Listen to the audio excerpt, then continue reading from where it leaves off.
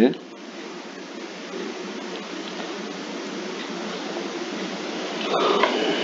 So yesterday we were discussing about the nature of the ultimate truth. What is the ultimate truth? Truth we understand, but what is the ultimate truth?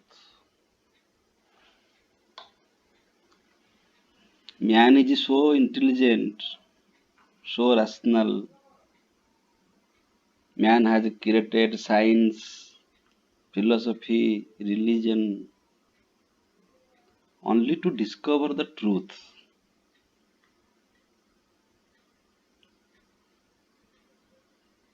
But truth cannot be discovered by man. So which truth cannot be discovered by man? Which truth cannot be discovered by philosophy, science, and religion? Which truth is beyond philosophy, science, and religion? That is the ultimate truth. Truth that has been discovered by science, discussed by philosophy, worshipped by religion is only relative truth. Therefore, science concludes that knowledge is relative, truth is relative.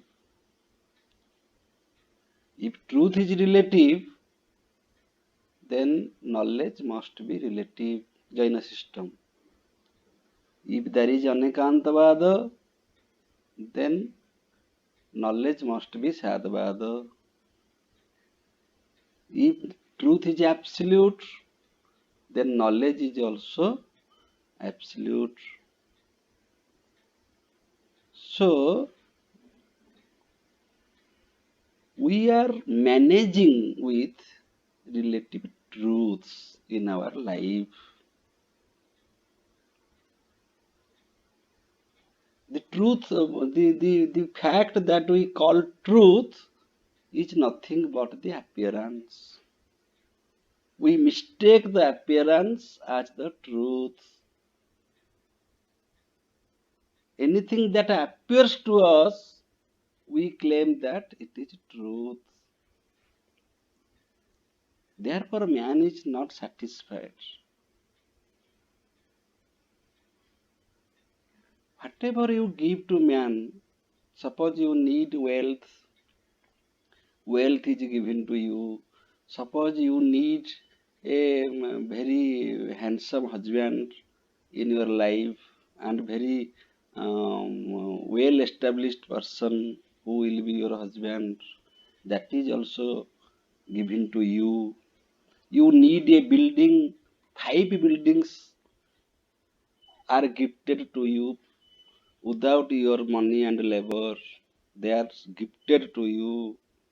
You need children and you are blessed with one or two, one child or two children we are gifted with, and they are also very good. In spite of that, man is not satisfied. Why? Because there is an inner urge in every man to realize that ultimate truth. Yesterday we were discussing that a child is satisfied with a doll,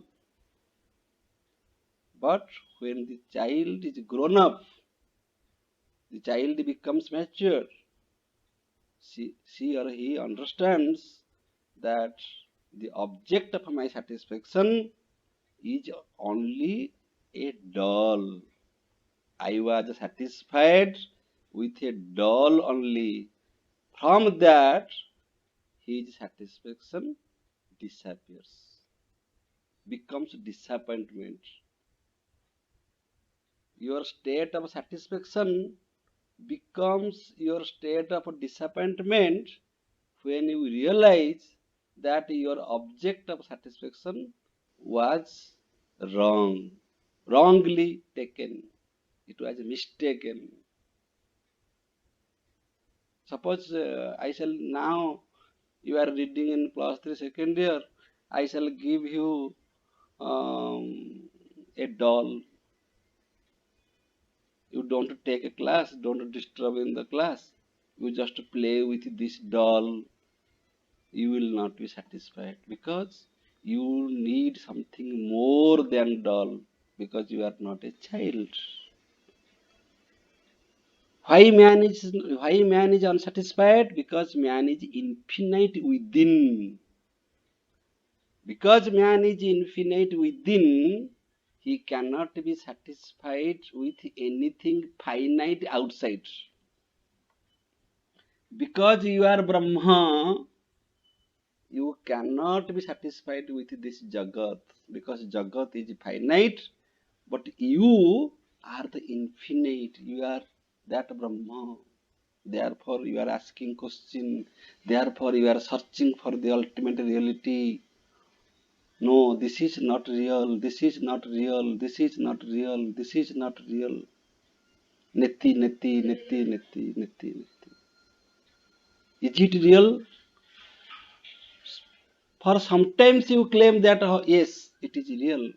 But a time comes when you come to realize, no, I was in dream. I was ignorant. I did not have right knowledge. Mistakenly, I considered this as real, which is really, which is, which was unreal. Then you become dissatisfied. Then you try to get that knowledge.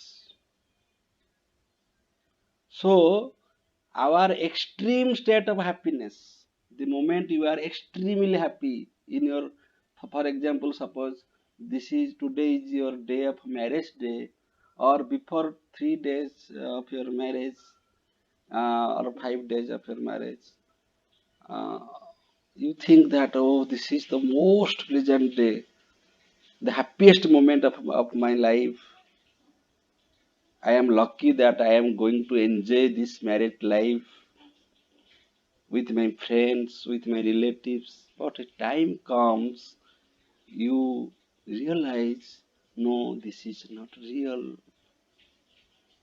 So this is the nature of a Jagata. When facts change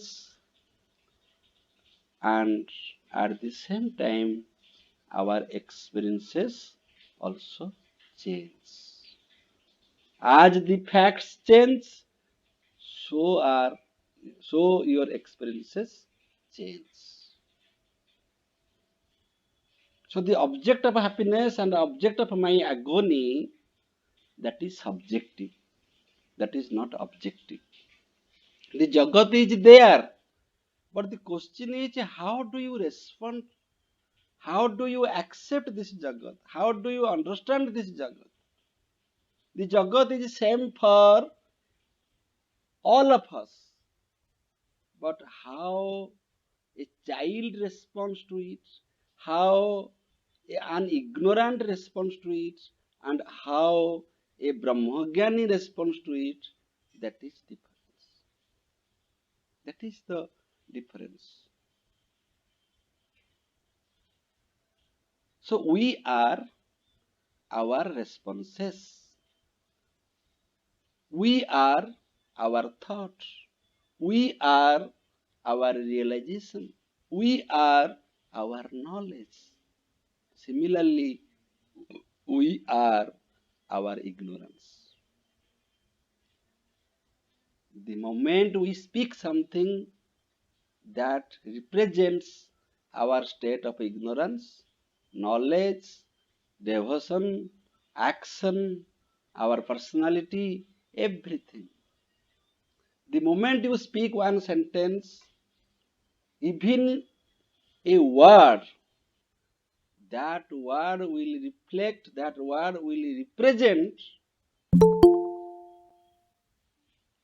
your personality. Your personality means your belief system, your thought, your knowledge, and your ignorance, your stupidness, your everything, your vasana. Vasana means your unfulfilled desires. They will be reflected by your. They will be reflected. They will be reflected by your work.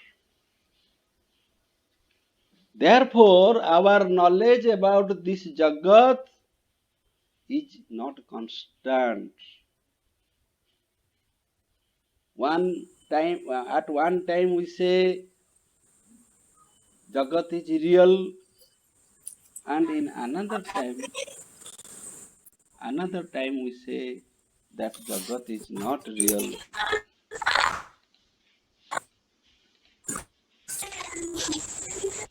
Okay.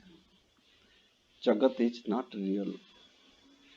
So Jagat is there, but at one time you judge, you describe, you realize that this Jagat is real, but in another time you are the same person, you claim that this Jagat is mithya. Then what is the difference between these two states? The former is the state of ignorance and the latter is the state of knowledge. So, so this was the basic thing that we have to understand. The question may come that why man searches the ultimate truth which is not visible at all. The ultimate truth is not available around us. That is not available in the market. That is not available in the library. That is not available in the scripture. That is not available anywhere. Why do man search such an ultimate reality which has no practical utility, which is not available in this Jagat? The answer is man is infinite within, man is infinite, man is Brahma, man is the totality, therefore he cannot be satisfied with anything finite. Finite knowledge, finite happiness cannot satisfy you for a long time. So from that you can also infer that there is something, a higher reality. From your experience only you can guess, you can infer. Say, I got everything in my life, whatever I desired, whatever I was dreaming. I got everything. God gave me everything. But in better ways, whatever I had not begged, God has given me much more. Still, then I am not happy. Still, then there is an instinct of searching because you are infinite, so nothing finite can satisfy you. Therefore, you are searching for the ultimate truth. Number one. Number two, the moment you got that, the moment you realized that ultimate truth, the moment you discovered that ultimate truth, then your longing, your interest for searching for the ultimate truth will not be there because you became the ultimate truth.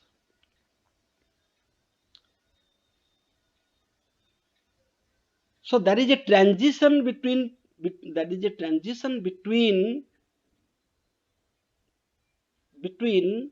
your understanding, your not understanding of the ultimate truth and your understanding of the ultimate truth.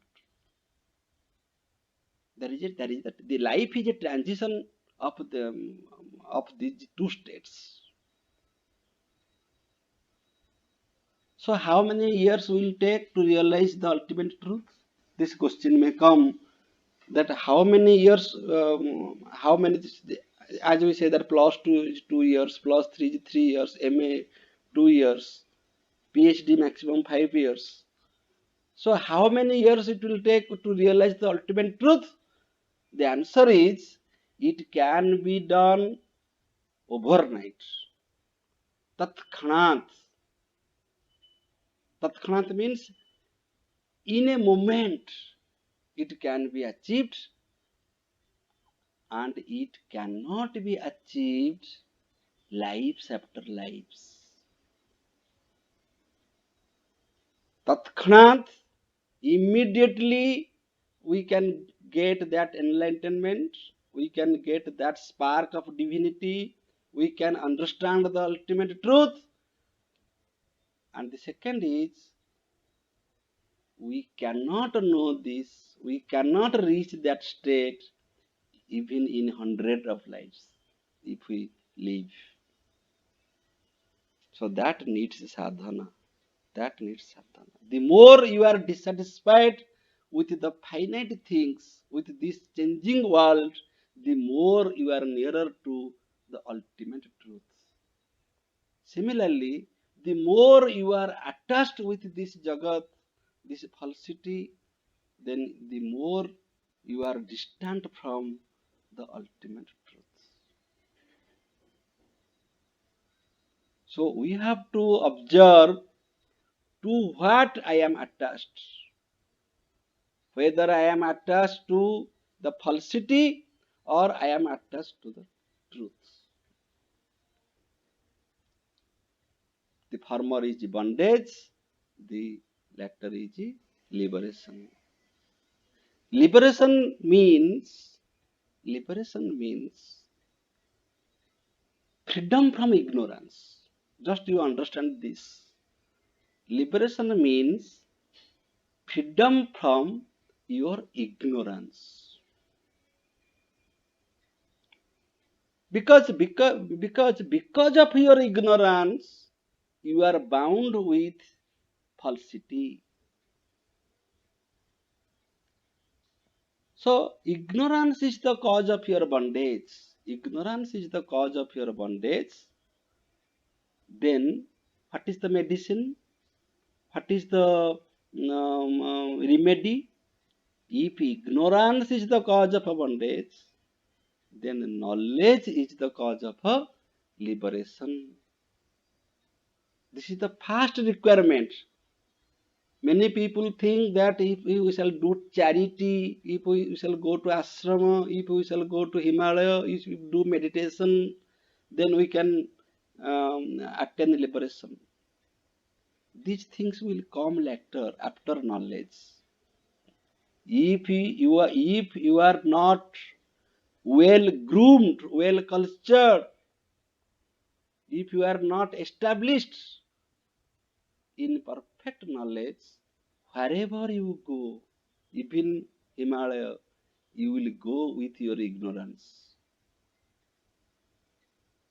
ଗୋଟେ କଥାରେ କହନ୍ତିନି ତୀର୍ଥରେ କଳି। ତୀର୍ଥରେ କଳି ମାନେ ତୀର୍ଥ କରିବାକୁ ଯାଇଥିବ ବୁଲିବା ପାଇଁ, ଜଗନ୍ନାଥ ମନ୍ଦିର ଆସିଥିବ ବୁଲିବା ପାଇଁ, କି ବୃନ୍ଦାବନ ଯାଇଥିବ ବୁଲିବା ପାଇଁ, ସେଠି ଯାଇକିରି ସେ ଗାଁ ନଡ଼ିଆ ଗଛ ସିଏ ଖବର ଆସିବ ଯେ ତମ ବାଡ଼ିରୁ ସବୁ ନଡ଼ିଆ ତୋଳିକି ନେଇଛନ୍ତି।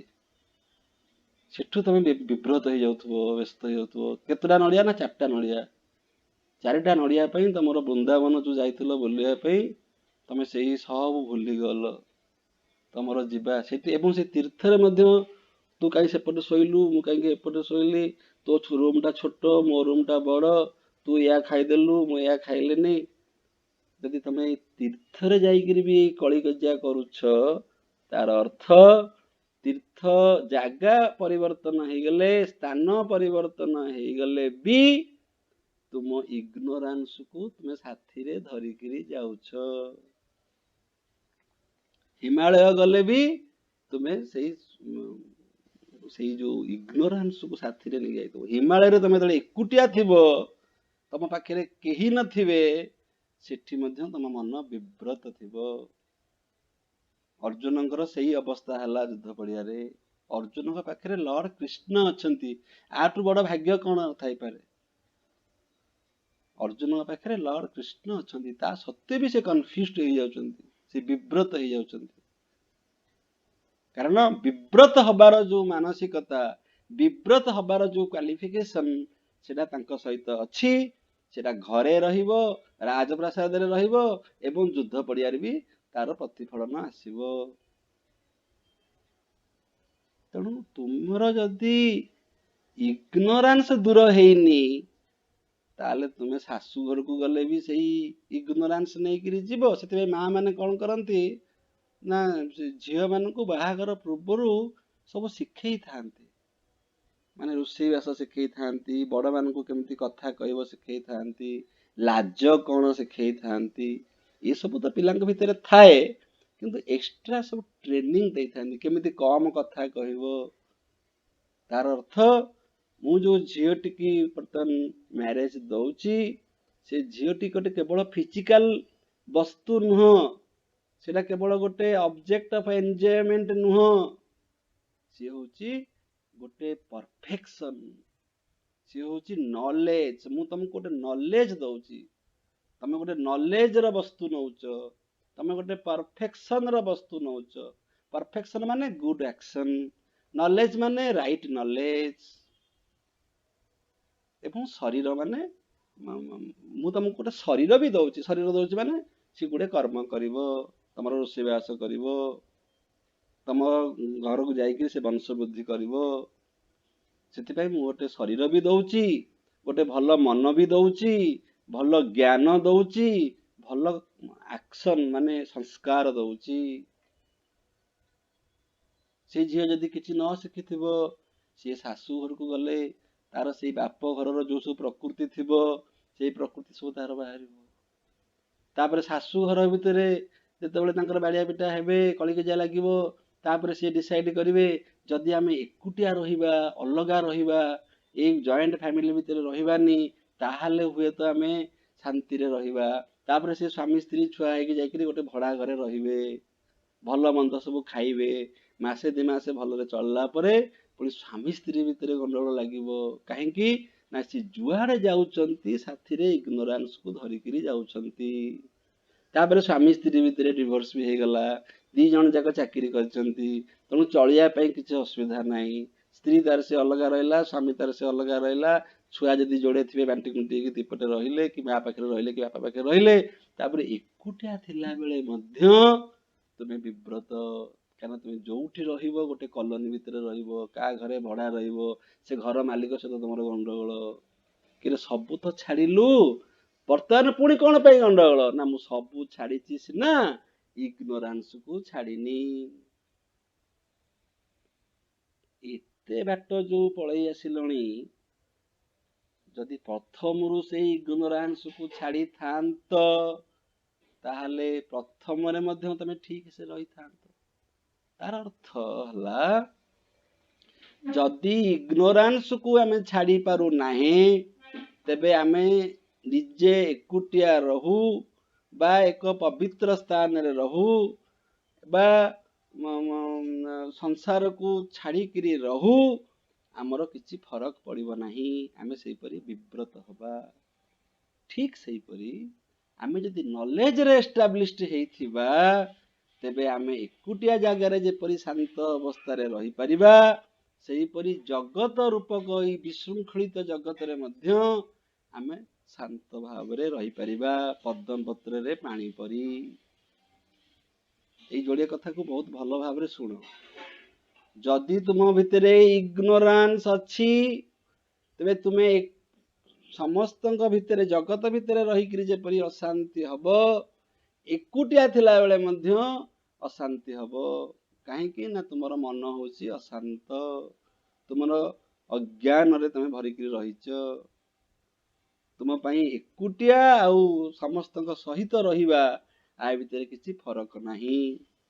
ଠିକ ସେହିପରି ତୁମେ ଯଦି ଆତ୍ମଜ୍ଞାନୀ ହେଇଯାଇଛ, ତୁମେ ଯଦି ଅଲ୍ଟିମେଟ ଟ୍ରୁଥକୁ ବୁଝି ଯାଇଛ, बा किछि मात्रा बुझी जाइच संपूर्ण जदि बुझिन जदि किछि मात्रा 50% भी बुझी जाइच तेबे तुमे एकुटिया थिला बेले जो शांति अनुभव कर जॉइंट फैमिली रे थिला बेले मध्य सही परि शांति अनुभव करिवो एवं तुम चरित्रर विपरीत चरित्र मानक भितरे मध्य तुमे सही परि भावरे शांति अनुभव करिवो पद्म पत्र रे पानी परी ताकू कहती जीवन मुक्त माने नुह जे मु गोटे सुइटेबल जीवन बंचीबी मु मते सुहाउथिला परी जीवन टीए बंचीबी बा मु जीवन हारी देबी माने मु मरीगला पर मुक्ति पाइबी ना जीवन रूपक समस्त कष्ट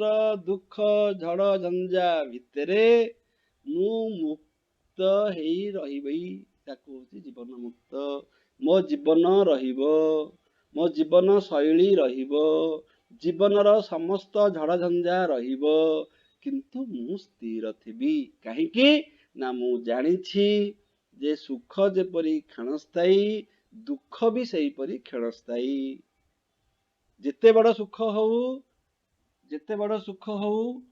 सी भी जेपरी क्षणस्थायी ठीक सही परी जेते बड़ दुख आसु सी भी सही परी क्षणस्थायी ठीक सही परी जेते बड़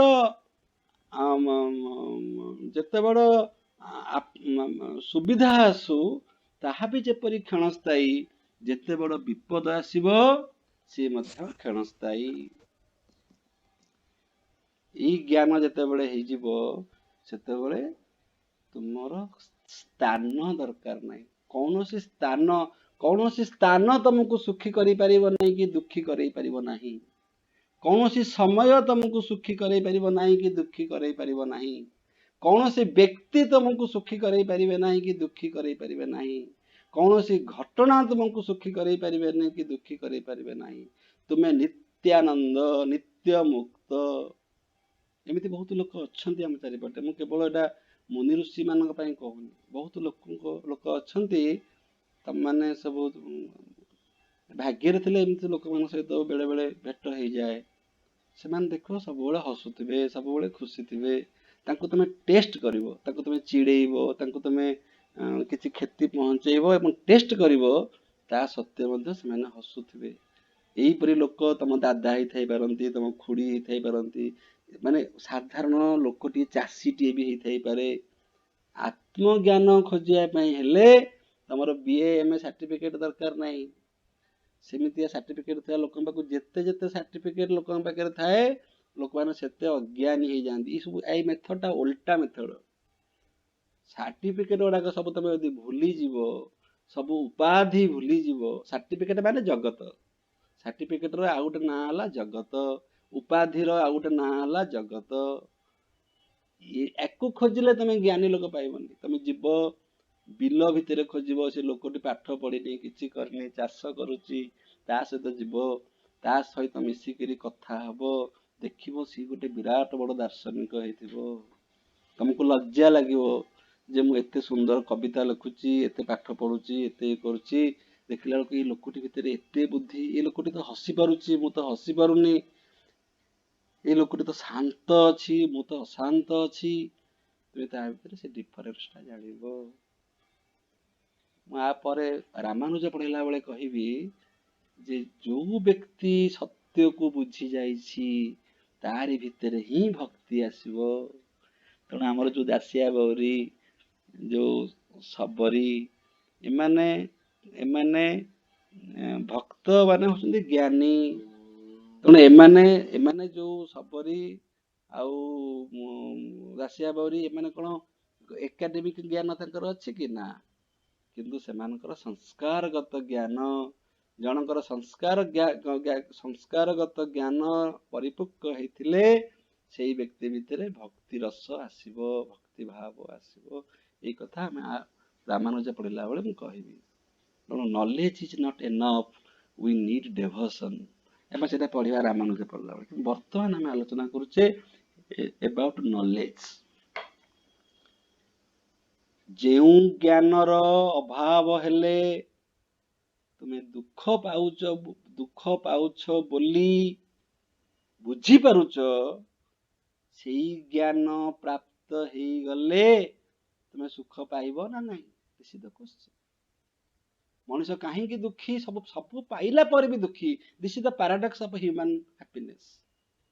ଦ paradox of human happiness is that in spite of every luxury, ସବୁ ଐଶ୍ୱର୍ଯ୍ୟ ଥାଇକିରି ମଧ୍ୟ ମଣିଷ ଭିତରଟା କେମିତି ମରିଯାଉଛି, ମଣିଷ ଭିତରେ ସୁଖ ନାହିଁ, ମଣିଷ ଭିତରଟା ଉଦାସରେ ପରିପୂର୍ଣ୍ଣ ହେଇଯାଉଛି, ତା ଭିତରେ ସଂଶୟ ଆସୁଛି, ତା ଭିତରେ ପ୍ରଶ୍ନ ଆସୁଛି। କାହିଁକି ନା ସିଏ ଯୋଉଠି ପହଞ୍ଚିବା କଥା ସେଠି ପହଞ୍ଚି ପାରୁନାହିଁ। ତାହେଲେ ସେଇ ଜାଗା, ସେଇ ଯୋଉଠି ପହଞ୍ଚିବା କଥା ସେଟା ତାଠାରୁ କେତେ ଦୂର? ନା ତାର ଫିଜିକାଲ ଡିଷ୍ଟାନ୍ସ ଅଧିକ କିଛି ନାହିଁ, କାହିଁକିନା ସେଇ ଡିଷ୍ଟାନ୍ସଟା ୱିଦିନ୍, ସେ ଭିତରେ ଅଛି ଯେ ମତେ ପଇସା ଖର୍ଚ୍ଚ କରିକିରି 500 କିଲୋମିଟର କି 5000 କିଲୋମିଟର ଯିବାକୁ ପଡ଼ିବ। ମୋ ପାଖରେ ତ ପଇସା ସୁବିଧା ହେଲାନି, ତେଣୁ ମୁଁ ତ 5000 କିଲୋମିଟର ଯାଇପାରିଲିନି, ସେଥିପାଇଁ ମୁଁ ମୋ ଜୀବନରେ କେବେ ଏଇଟା ପାଇପାରିବି ନାହିଁ। ନା, ଆ ପାଇଁ ଫିଜିକାଲ ଡିଷ୍ଟାନ୍ସର ଆବଶ୍ୟକତା ନାହିଁ। ମୋ ଶରୀର ଭିତରେ, ମୋ ଜୀବନ, ମୁଁ ପ୍ରତ୍ୟେକ ମୁହୂର୍ତ୍ତରେ ଏଇ ଶରୀର ଧାରଣ କରି ମୁଁ ତାହା ଭିତରେ ଅଜ୍ଞାନ ଏବଂ ଜ୍ଞାନ ଏଇ ଦୁଇଟିକୁ ବହନ କରୁଛି। କିନ୍ତୁ କେଉଁ ଡୋରଟାକୁ ମୁଁ ଖୋଲିଛି, କେଉଁ ଡୋରଟାକୁ ମୁଁ ତାଲା ପକେଇଛି? ମୁଁ ଅଜ୍ଞାନ ରୂପକ ଦ୍ୱାରକୁ ଖୋଲିଛି। କାହିଁକି ଖୋଲିଛି? ନା ଅଜ୍ଞାନ ରୂପକ ଦ୍ୱାରରେ ମତେ ସାଙ୍ଗେ ସାଙ୍ଗେ ସୁଖ ମିଳିଯାଉଛି। ଜ୍ଞାନ ରୂପକ ଦ୍ୱାରକୁ ମୁଁ ଟିକେ ଖୋଲୁ ଖୋଲୁ ମୁଁ ଅନୁଭବ କରୁଛି ଯେ ମୁଁ ଏଇ ସବୁ ଯୋଉ ଜାଗତିକ ସୁଖରୁ ବଞ୍ଚିତ ହଉଛି। ଯେମିତି ମୁଁ ଜାଗତିକ ସୁଖରୁ ବଞ୍ଚିତ ହଉଛି, ମୁଁ ସାଙ୍ଗେ ସାଙ୍ଗେ ସେ ଜ୍ଞାନ ରୂପକ ଦ୍ୱାରଟାକୁ ବନ୍ଦ କରିଦଉଛି। ମୋର ଦରକାର ନାହିଁ, ଥାଉରେ ବାପା, ମତେ ଏମିତି ଏଇ ସୁଖ ମିଳୁଥାଉ। ବୁଝିପାରୁଛ? ଗୋଟେ ନୂଆ ଡ୍ରେସ୍ ତମକୁ କିଣା ହେଇକି ଦିଆହବ, ସେ ଡ୍ରେସର ଦାମ ହେଇଥିବ 3-4 ହଜାର ଟଙ୍କା, 5 ହଜାର ଟଙ୍କା, ଭଲ ଡ୍ରେସଟେ ହେଇଥିବ, ତମ ମନକୁ ପାଇଯାଇଛି, ତମ ହାତକୁ ବଢିଆ ହେଇଯିବ, ତମେ କୁହାହବ ଯା ପିନ୍ଧିକିରି ଆସ, ତମେ ପିନ୍ଧିକିରି ଆସିଲ। ତାପରେ ପଡ଼ିଶା ଘରର, ତମର ସେ ଦାଦା ଘର ସେଇ ଝିଅଟି, ବାପା ଜାଣିବେ ଯେ ତାର ଡ୍ରେସ୍ ହେଇପାରିନି। ତାପରେ ତମକୁ କୁହାହବ ତୁ ଯା ସେ ଡ୍ରେସଟି ଖୋଲିଦେ, ତାକୁ ପ୍ୟାକିଂ କରିଦେ, ସେ ଝିଅଟିକି ଦେଇଦେ, ତୋର ପଛରେ କେତେବେଳେ ହବ। ତମେ କହିବ ମୋର ଏଇ ବ୍ରହ୍ମ ଜ୍ଞାନ ଦରକାର ନାହିଁ। କାହିଁକି ନା ମୁଁ ଯଦି ଟିକିଏ ଏଇ ବ୍ରହ୍ମ ଜ୍ଞାନକୁ ସାକ୍ରିଫାଇସ୍ କରିଦେବି, ତାହେଲେ ଏଇ ଡ୍ରେସଟା ମୋର। ସେଠି ତମ ପାଖରେ ଚଏସ୍ ଆସେ ଯେ ମୁଁ ଯଦି ବାପାଙ୍କ କଥା ମାନି ଏ ସୁନ୍ଦର ଡ୍ରେସଟିକୁ ଓହ୍ଲେଇ ଦଉଛି, ତେବେ ଏ ଡ୍ରେସଟା ତାର ହେଇଯିବ। ମୁଁ ଯଦି ଟିକେ ୟାକୁ ଅବମାନନା କରିଦଉଛି, ଟିକେ ଲୋଭି ହେଇଯାଉଛି, ତାହେଲେ ଏ ଡ୍ରେସଟା ମୋର। ସେଠି ମଣିଷ ଭାବେ ମୁଁ ଚାଲାକି ହେଲି। ଇଣ୍ଟେଲିଜେନ୍ସଟା ଏଠି ମାନେ ହ୍ୟୁମାନ ଇଣ୍ଟେଲିଜେନ୍ସଟାକୁ ଅଦ୍ୱୈତ ବେଦାନ୍ତରେ ନେଗେଟିଭଲି ନିଆଯାଇଛି। ମଣିଷ ଚାଲାକି ହୁଏ ଯେ ନାଇଁ, ମୁଁ ବୁଦ୍ଧି ବଳରେ ମୁଁ ଡ୍ରେସଟାକୁ ଯେକୌଣସି ପ୍ରକାରରେ ଆୟତ୍ତ କରିଦେଲି। ସେପଟେ ମା ବସି ଚିନ୍ତା କରୁଥିବେ, ମା ଦେଖୁଥିବେ ବାପ ଝିଅଙ୍କର ଡାଇଲଗ, ମା କହୁଥିବେ ଝିଅ କଣ କରୁଛି ଦେଖିବା। ଝିଅ ଯେତେବେଳେ କହୁଛି ଯେ ନାଇଁ ବାପା, ଆଉ ଏଇ ଡ୍ରେସଟା ମୁଁ ପିନ୍ଧି ସାରିଲାଣି, ଆଉ ମୁଁ ଆଉ ଏଇ ଡ୍ରେସଟା କେମିତି ଦେବି, ତାକୁ ତମେ କେତେବେଳେ ଆଉ ଅନ୍ୟ ଗୋଟେ ଡ୍ରେସ। ବାପା ଯେହେତୁ ଜ୍ଞାନୀ ଲୋକ, ବାପା ଆଉ ବେଶୀ ବାଧ୍ୟ କରିବେନି। ବାପା ଖାଲି ଥରେ କହିଦେଲେ, ବାପା ବି ସ୍ୱାଭିମାନୀ ଲୋକ, ସେ କହିଲେ ନାଇଁ ଝିଅ ଭିତରେ ଏଇ ପ୍ରବୃତ୍ତି ଯାଇନି, ତେଣୁ ଜବରଦସ୍ତି ଦେଲେ ଝିଅ ମନ ଦୁଃଖ କରିବ। ଝିଅ ଯଦି ସ୍ୱତଃପ୍ରବୃତ୍ତ ଭାବରେ ଦେଇ ଦେଇଥାନ୍ତା, ତାହେଲେ ସିଏ ମୋ ଝିଅ। ସିଏ ଦଉନାହିଁ ମାନେ ସିଏ ମୋ ଝିଅ ନୁହଁ, ସିଏ ହଉଛି ତା ମାର ଝିଅ। ସେ ଗୋଟେ ମା ଖୁସି ହଉଥିବ, ମା କହୁଥିବ ମୋ ଝିଅ ହଉଛି ବହୁତ ଇଣ୍ଟେଲିଜେଣ୍ଟ, ଇଏ ହଉଛି ମୋ ଝିଅ। କାହିଁକି ନା ଦେଲା ନାହିଁ, ମୁଁ ହେଇଥିଲେ ଦେଇନଥାନ୍ତି। ଏଠି ଗୋଟେ କ୍ରେଡିଟ ମିଳୁଛି, ଏଠି ଗୋଟେ ସାର୍ଟିଫିକେଟ ମିଳୁଛି ଯେ ଆଇ ଆମ୍ ଇଣ୍ଟେଲିଜେଣ୍ଟ। କିନ୍ତୁ ଏଠି ପ୍ରକୃତ ଉତ୍ତରଣ ହେଲା ନାହିଁ। ତମେ ଯୋଉଠୁ ଇମିଡିଏଟ ଜ୍ଞାନ, ଇମିଡିଏଟ ପ୍ଲେଜର ପାଉଛ, ତାକୁ ତମେ ଛାଡିବାକୁ ନାରାଜ। ଏଇଟା ଗୋଟେ ଡ୍ରେସର ଏକ୍ସାମ୍ପଲ ଦେଲି। ଏଇ ଡ୍ରେସଟା ହଉଛି ଜଗତ। ये जगतटा आम सामने विभिन्न लोभनीय जिनस सब आम सामने सब आमको प्रत्येक समय से आड़िके आकर्षित करुछि। आमे देखुचे ये अज्ञान रहियाटा भल कहीं ना मते सांगे सांगे प्लेजर मिलुची सेतरे किछि लेट नाही। आ मते जेतले कुहा जाउची आदरो डिटाच हो ताले परमानेंट सुख पाइबो सेतेबेले मु चॉइस करूची नाइ दिस इग्नोरेंस इज बेटर। मु 70 वर्ष हेले मु आदरो डिटाच हेबी। बुझिपारछ दिस इज द डिफरेंस। तेणु यही जो अज्ञान रूपक फोर्स एवं जगत रूपक ग्रीड माने लोभ एपटे अज्ञान गोटे फोर्स अच्छी सी तुमको टाणुची सेपटे जगत भी तुमको टाणुची जे मो आड़िके आकर्षित हुओ एवं तुम भितर गोटे आकर्षित गुण अच्छी सी भी तुमको टाणुची जे आकु सबू छाड़ी मो आड़िकी आसे मते चीनी तू प्रकृति जगत नुह तू तो छुआ नुह तू एते सुंदर नुह तू तो पदवी नुह तू तोर उपाधि नुह ये सबू जहाँ सबू तोर तोर बोली कहूचु ये सबू तोर नुह। ये ज्ञानर मध्य गोटे पुलिंग अच्छी सी भी तुमको टाणुची ये बल कषाकषि भितरे जार बल अधिका होउची तुमे से आड़िके टाणी ही जाउछ। जदि जगतर बल अधिका हला तुमे जगत आड़िके टाणी हेलो जदि ब्रह्मणर बल अधिका हला तम भितर जो सात्विक गुण अच्छी जदि तार बल अधिका हला तुमे तले सात्विक गुण आड़िके सत्व रज तम जो तीनटा गुण अच्छी रज और तम ये दुईटा गुण जगत आड़िके टाणती। जो सत्व गुण सी ब्रह्म आड़िके टाणे तेणु भितर कंपिटिशन चली थाए। गोटे मिनिट गोटे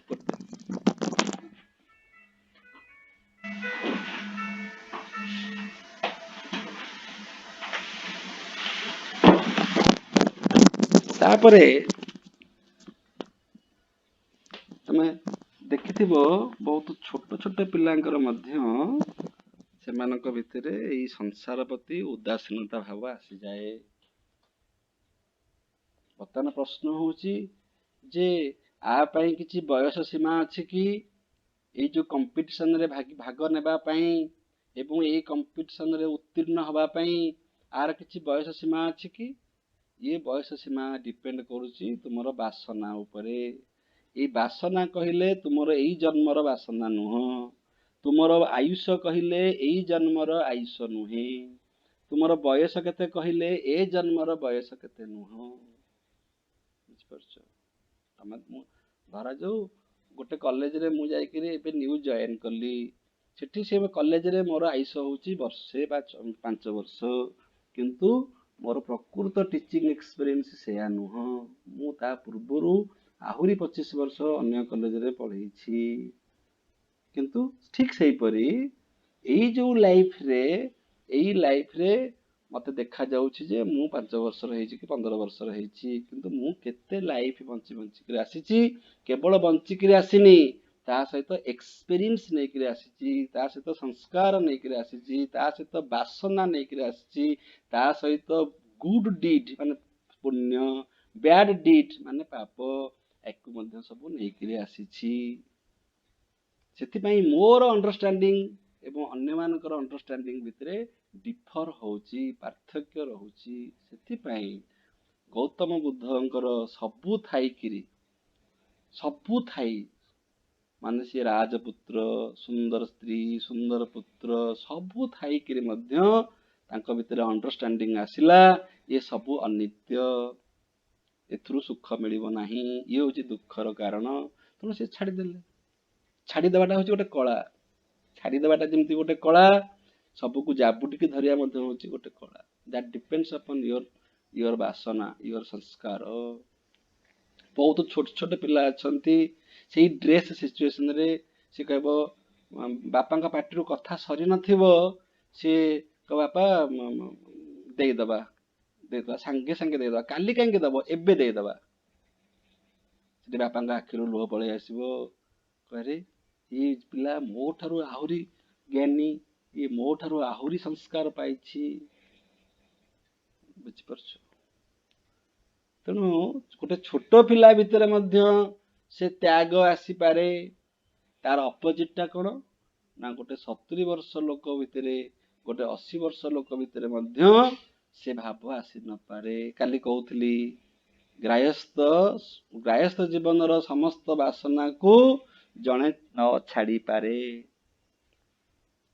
ଗ୍ରାହସ୍ଥର ଗୋଟେ ସମୟ ଅଛି, ତାପରେ ବାନପ୍ରସ୍ଥ, ତାପରେ ସନ୍ନ୍ୟାସ। ଗୋଟେ ନିର୍ଦ୍ଦିଷ୍ଟ ସମୟ ପର୍ଯ୍ୟନ୍ତ ଆମେ ଗ୍ରାହସ୍ଥ ଜୀବନକୁ ବଞ୍ଚିବା। ତାର ଅର୍ଥ ହେଲା ଗ୍ରାହସ୍ଥ ଜୀବନରେ ଯେତିକି ବାସନା ଦରକାର, ଯେତିକି ଆଟାଚମେଣ୍ଟ ଦରକାର ବ୍ୟବହାରିକ ଦୃଷ୍ଟିରୁ, ଆମେ ସେତିକି କେବଳ କରିଦେଇ, ସେତିକି ଓବ୍ଲିଗେସନ ଦେଇ, ସେତିକି ସୋସିଆଲ ଓବ୍ଲିଗେସନ, ସେତିକି ଫ୍ୟାମିଲି ପ୍ରତି ଓବ୍ଲିଗେସନ ଦେଇ ଯେତେବେଳେ 50 ବର୍ଷ ହେଇଯାଉଛି କି 60 ବର୍ଷ ହେଇଯାଉଛି, ଆଗରୁ ସେଟା 50 ଥିଲା, ଏବେ ସେଟା 60 ହେଇଯାଇଛି, କାହିଁକିନା ମଣିଷର ବଞ୍ଚିବାର ଆୟୁଷଟା ଏବେ ବଢି ଯାଇଛି। ତେଣୁ ସେଥିପାଇଁ ଯୋଉ ସମୟ ବି ହଉ, 50 ହଉ ବା 60 ହଉ, ସେତିକି ସମୟ ପର୍ଯ୍ୟନ୍ତ ଆମେ ଗ୍ରାହସ୍ଥ ଜୀବନରେ ଆମ ଡ୍ୟୁଟି କରିବା। ତାପରେ ଗୋଟେ ସମୟ ଆସିବ, ଆମେ ସବୁ ଉପାଧିରୁ ବଞ୍ଚିତ ହବା, ଉପାଧିକୁ ଛାଡିଦବା, ଯେ ନା ମୁଁ ଆଜିଠାରୁ ବାପା ପଦ ଛାଡିଲି, ଆଜିଠାରୁ ଜେଜେ ବାପା ପଦ ଛାଡିଲି, ଆଜିଠାରୁ ଏ ସବୁ ପଦ ମୁଁ ଛାଡିଲି। ତାର ଅର୍ଥ ମୁଁ ସନ୍ନ୍ୟାସ ବ୍ରତୀ ହେଲି। ଯୋଉ ଗ୍ରାହସ୍ଥ ବ୍ରତୀ ହେଇଥିଲି, ଆଜିଠାରୁ ମୁଁ ସନ୍ନ୍ୟାସ ବ୍ରତୀ ହେଲି। କିନ୍ତୁ ବହୁତ ପିଲା ଅଛନ୍ତି, ତାଙ୍କୁ 50 ବର୍ଷ 60 ବର୍ଷ ପର୍ଯ୍ୟନ୍ତ ଅପେକ୍ଷା କରିବାକୁ ପଡେ ନାହିଁ, ସେମାନଙ୍କର ତତ୍କ୍ଷଣାତ୍ ସେ ଜ୍ଞାନ ହେଇଯାଏ। ତେଣୁ ବଣ୍ଡେଜ ଆଉ ଲିବରେସନ କହିଲେ ଶଙ୍କରାଚାର୍ଯ୍ୟଙ୍କର ଫିଲୋସଫିରେ ହଉଛି ଜ୍ଞାନ। ଜ୍ଞାନ ଦ୍ୱାରା ମଣିଷ ମୁକ୍ତି ପାଇପାରିବ। ବନ୍ଧନର କାରଣ ହଉଛି ଅଜ୍ଞାନ। ତେଣୁ ପ୍ରୋବ୍ଲେମଟା ରହିଛି କୋଉଠି? ପ୍ରୋବ୍ଲେମଟା ରହିଛି ଆମର ନଲେଜ ଆଉ ଇଗ୍ନୋରାନ୍ସରେ। ଯଦି ମୁଁ ଇଗ୍ନୋରାନ୍ସ ରହିଛି, ଯଦି ମୁଁ ଇଗ୍ନୋରାଣ୍ଟ ଅଛି, ତେବେ ମୁଁ ବନ୍ଧନରେ ଅଛି। ଯଦି ମୋର ନଲେଜ ଆସୁଛି, ତେବେ ମୁଁ ମୁକ୍ତି ପାଇପାରୁଛି। ତେଣୁ ମୁଁ ଚେଷ୍ଟା କରିବି ମୋର ପ୍ରତିଦିନ କିପରି ଇଗ୍ନୋରାନ୍ସ ଦୂର ହବ, ମୁଁ ଇଗ୍ନୋରାନ୍ସରୁ ଜ୍ଞାନ ଆଡକୁ ବା ନଲେଜ ଆଡକୁ ଅଗ୍ରସର ହେବି, ଅନ୍ଧକାରରୁ ଆଲୋକକୁ ଯିବି। ଆମେ ସବୁବେଳେ ଅନ୍ଧକାର ଭିତରେ ଅଛେ, ସେ ଅନ୍ଧକାର ଆସ୍ତେ ଆସ୍ତେ ଆସ୍ତେ ଆସ୍ତେ ଆସ୍ତେ ଦୂର ହେଇଯିବ।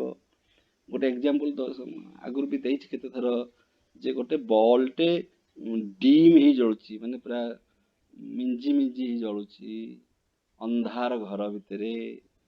ଅନ୍ଧାର ଘର ଭିତରେ ସେ ବଲ୍ ଜଳୁ ନାହିଁ ଗୋଟେ ସ୍ତର, ତାପରେ ଦେଖିଲେ ଯେ ଆସ୍ତେ ଆସ୍ତେ ସେ ମାନେ ଡିମ୍ ହେଇ ଜଳୁଛି। ଯେତେବେଳେ ଡିମ୍ ହେଇକି ଜଳୁଛି, ସେ କିଛି ଅନ୍ଧକାରକୁ ଦୂର କରିଦଉଛି, ସେ କିଛି ଅନ୍ଧକାରକୁ ଦୂର କରୁଛି। ଯେତେବେଳେ ଆଉ ଟିକେ ଜୋରରେ ଜଳୁଛି, ଆହୁରି ଅନ୍ଧକାର ଦୂର ହେଇଗଲା। ଯେତେବେଳେ ସମ୍ପୂର୍ଣ୍ଣ ଭୋଲ୍ଟେଜରେ ଜଳୁଛି, ହାଇ ଭୋଲ୍ଟେଜ ଜଳୁଛି, ସେତେବେଳେ ସେ ଘରେ ସମ୍ପୂର୍ଣ୍ଣ ଅନ୍ଧକାର ଦୂର ହେଇଯାଉଛି। ଠିକ ସେହିପରି ତୁମର ଯେତିକି ଜ୍ଞାନ ହବ, ସେଇ ଅନୁସାରେ ତମର ବନ୍ଧନ ସେତିକି କମି କମି ଯିବ। That means full knowledge means full liberation, half knowledge means half liberation, no knowledge means no liberation. So your ignorance is your bondage. ତମେ ଯୋଉ କହୁଛ ଯେ ମତେ ଏମାନେ ସବୁ ବାନ୍ଧି ପକେଇଛନ୍ତି, କେହି ତମକୁ ବାନ୍ଧି ନାହାନ୍ତି। ତମେ ନିତ୍ୟ ମୁକ୍ତ, ତମକୁ କେହି ବାନ୍ଧି ପାରିବେ ନାହିଁ। ତୁମେ ନିଜେ ନିଜେ ବାନ୍ଧି ହେଇଯାଉଛ। Don't complain the world, don't complain your anybody, don't complain any time, don't complain any space, don't complain your destiny, don't complain anything, just complain your ignorance. You are the manager, you have to manage with all these things, because you are you, you are you, you are not anybody else. You are not conditioned by any situation, any person, any condition. ଏଇ ଜ୍ଞାନ ଯେତେବେଳେ ହେଇଯିବ, ଜଣେ liberation ପାଇବ। ଏଇ ଯୋଉ ଜୀବନ ମୁକ୍ତି ଆଉ ଗୋଟେ ଅଛି ବିଧେୟ ମୁକ୍ତି। ଏଇଟା ଏ ଦିଟା କ'ଣ? ଜୀବନ ମୁକ୍ତି ହେଲା ଯେ ତୁମେ ଏଇ ଜୀବନ ଧାରଣ କରି ଏଇ ଜୀବନରେ ଏଇ ସଂଘର୍ଷପୂର୍ଣ୍ଣ ଜୀବନରେ ବଞ୍ଚି ଏ ଜଗତ ଭିତରେ ବଞ୍ଚି ଯଦି ଯଦି ତୁମେ ନିଜକୁ ଯୋଉ ଜୀବ ବୋଲି ଭାବୁଥିଲ, ନିଜକୁ ବିଭିନ୍ନ ଉପାଧି ବୋଲି ଭାବୁଥିଲ, ତୁମେ ନିଜକୁ ବ୍ରହ୍ମ ବୋଲି ଭାବି ତୁମର ଅଲ୍ଟିମେଟ୍ ଟ୍ରୁଥ୍ ବିଷୟରେ ତୁମର ଜ୍ଞାନ ହେଲା ପରେ ତୁମେ ଯେଉଁପରି ଭାବରେ ମୁକ୍ତ ଭାବରେ ବଞ୍ଚିବ ଜଗତରେ, ତାହା ହେଉଛି ଜୀବନ ମୁକ୍ତ ଅବସ୍ଥା। ତାର ଅର୍ଥ ହେଲା ଜୀବନ ମୁକ୍ତ ପାଇଁ ଗୋଟେ ସ୍ପେଶାଲ ଜଗତ କିଛି ନାହିଁ। ଯେମିତି ଆମର ଟ୍ରେନରେ ବିଭିନ୍ନ ପ୍ରକାରର କମ୍ପାର୍ଟମେଣ୍ଟ ଥାଏ, third class, second class, first class, AC ସବୁ ଥାଏ। ସେଥିରେ ସବୁ ଆମେ ଆମ ସମ୍ବଳ ଅନୁସାରେ ଆମେ ଟିକେଟ ବୁକ୍ କରିକି ଯାଉ। ଯଦି ଆମ ପାଖରେ ଆହୁରି ଅଧିକା ପଇସା ଅଛି ଆମେ ଫ୍ଲାଇଟ୍ରେ ଯାଇପାରୁ। ସେହିପରି କିଛି ନାହିଁ, ଏଇଟା ସେପରି ଅବସ୍ଥା ନୁହଁ। ବୁଝିପାରୁଛ ନା ନାହିଁ? ତେଣୁ ବଣ୍ଡେଜର କାରଣ ହେଉଛି ଇଗ୍ନୋରାନ୍ସ। ଇଗ୍ନୋରାନ୍ସକୁ ଦୂର କରିବା ପାଇଁ କିଛି ଖର୍ଚ୍ଚ କରିବାକୁ ପଡ଼େ ନାହିଁ। ଇଗ୍ନୋରାନ୍ସକୁ ଦୂର କରିବା ପାଇଁ କୌଣସି କ୍ୱାଲିଫିକେସନର ଆବଶ୍ୟକତା ନାହିଁ। ଇଗ୍ନୋରାନ୍ସକୁ ଦୂର କରିପାରିବା ଆମେ କେବଳ ଜଗତକୁ ମିଥ୍ୟା ବୋଲି ଯଦି ଆମେ ଜାଣିଯିବା। ମିଥ୍ୟା ମାନେ ଜଗତ ଇଜ ସବଜେକ୍ଟ ଟୁ ଚେଞ୍ଜ, ଯାହା ପରିବର୍ତ୍ତନଶୀଳ ତାକୁ ଯଦି ଆମେ ଜାଣିଯିବା, ମାନେ ମୁଁ ସବୁବେଳେ କହେ ବ୍ରହ୍ମ ସତ୍ୟ ଜଗତ ମିଥ୍ୟା। ଯଦି ବ୍ରହ୍ମ ସତ୍ୟ ବୋଲି ଜାଣିପାରୁନାହଁ ତେବେ ଆଟଲିଷ୍ଟ ଜାଣ ଯେ ଜଗତଟା ମିଥ୍ୟା। ଜଗତ ମିଥ୍ୟା ମାନେ ଜଗତ ଇଜ ସବଜେକ୍ଟ ଟୁ ଚେଞ୍ଜ। ତମେ ଯାହାକୁ ଭାବୁଛ ଟ୍ରୁ ବୋଲି ସେଟା ଆଉ କିଛି ସମୟ ପରେ ପରିବର୍ତ୍ତନ ହେଇଯାଉଛି। ତୁମେ ଯଦି ଏତିକି କେବଳ ଜାଣିପାରିଲ, that is equal to know ବ୍ରହ୍ମ ସତ୍ୟ। ଡାଇରେକ୍ଟ ଯଦି କହିବ ଯେ ବ୍ରହ୍ମକୁ ସତ୍ୟ ବୋଲି ଜାଣ, ତାହେଲେ ଆମେ ଜାଣିପାରିବା ନାହିଁ।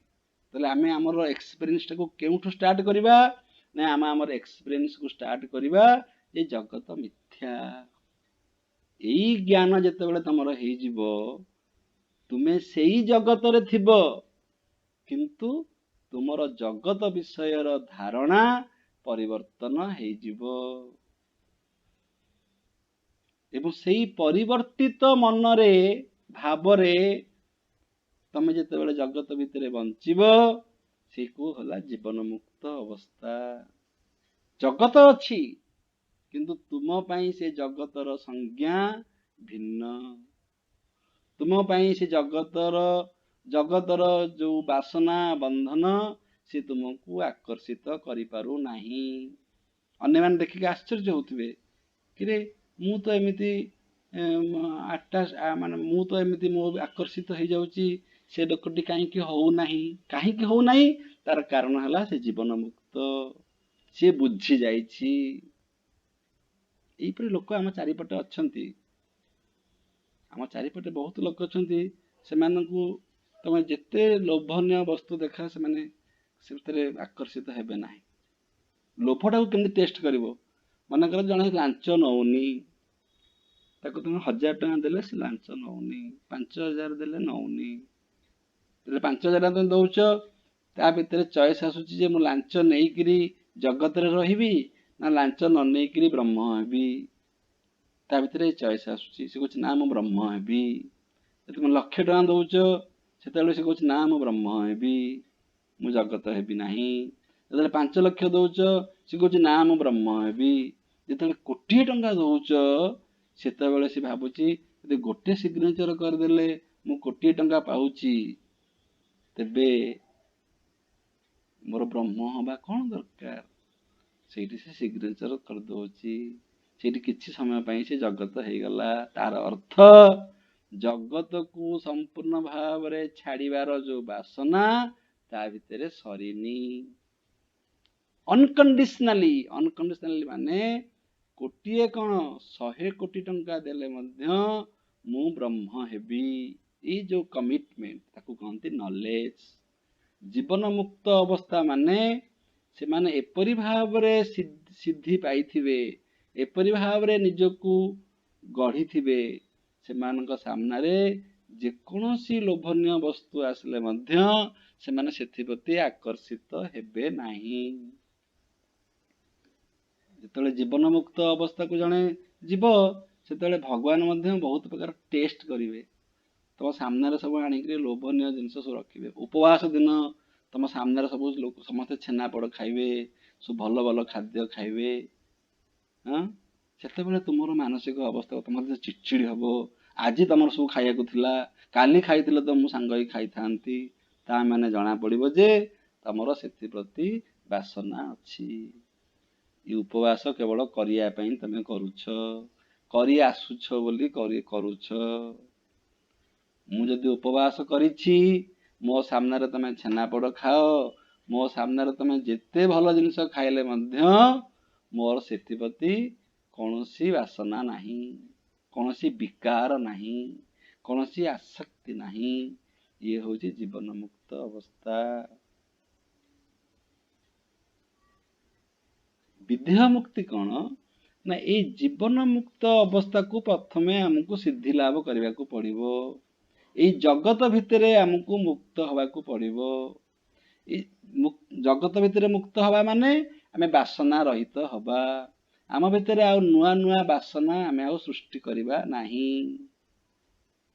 ଏଠି କୁହାଯାଉଛି ଯେତେବେଳେ ଜଣେ ବ୍ରହ୍ମଜ୍ଞାନ ପ୍ରାପ୍ତ ହଉଛି ତାର ବେନିଫିଟ କ'ଣ? ତାର ବେନିଫିଟ ହଉଛି ଏଇଆ, ଯିଏ ଆତ୍ମଜ୍ଞାନ ସିଦ୍ଧି ଲାଭ କଲା ତାର ବେନିଫିଟ ହଉଛି ଯେ ସେ ଏବେଠାରୁ ଆଉ ବାସନା ସୃଷ୍ଟି କରିବ ନାହିଁ। ଏବେଠାରୁ ସେ ଯୋଉ କର୍ମ କରିବ ସେ କର୍ମରେ ଆଉ ସେ ଲିପ୍ତ ହବ ନାହିଁ।